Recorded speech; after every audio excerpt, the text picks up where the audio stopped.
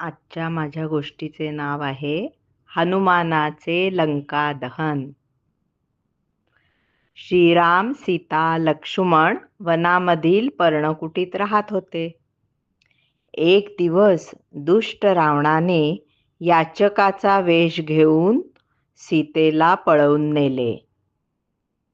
सीतेच्या शोधामध्ये श्रीराम, लक्ष्मण वनामध्ये बिचारे फिरत असता हनुमानाची आणि राम लक्ष्मणाची भेट झाली.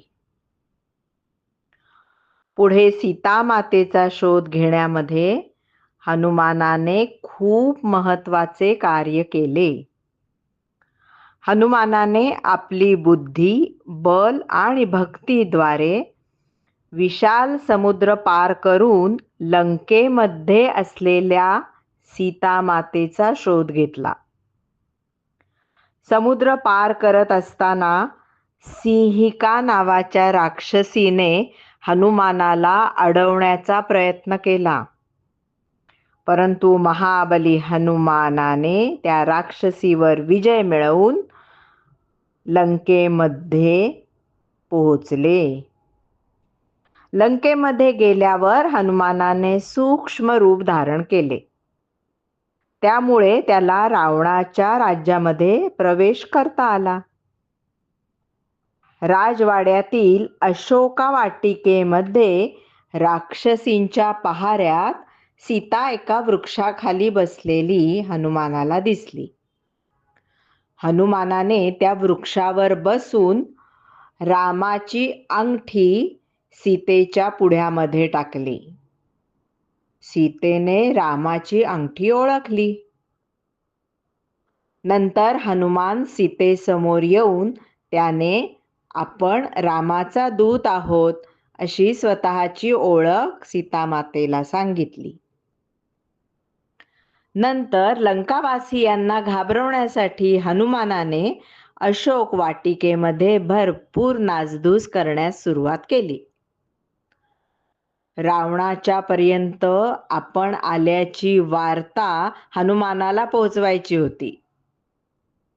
झालं, रावणाने आपला पुत्र मेघनादाला हनुमानाला पकडण्यासाठी पाठवले.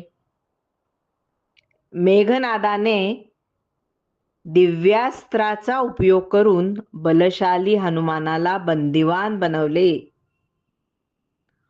रावणाने सभेमध्ये बंदिवान हनुमानाच्या शेपटीला आग लावण्याचा आदेश दिला.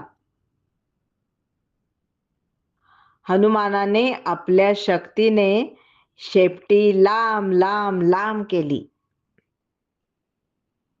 खूप कष्टाने रावणाच्या सेवकांनी शेपटीच्या टोकाला एक कापड बांधून त्याला आग लावून दिली. हनुमानाने मग काय केले? आपली पेटलेली शेपटी घेऊन लंकेमध्ये या घरावरून त्या घरावर इकडे तिकडे उड्या मारत सर्वत्र आग पसरवली. लंकेमधील मोठे मोठे राजवाडे, घरे, बाजारपेठा सगळीकडे आग पसरली.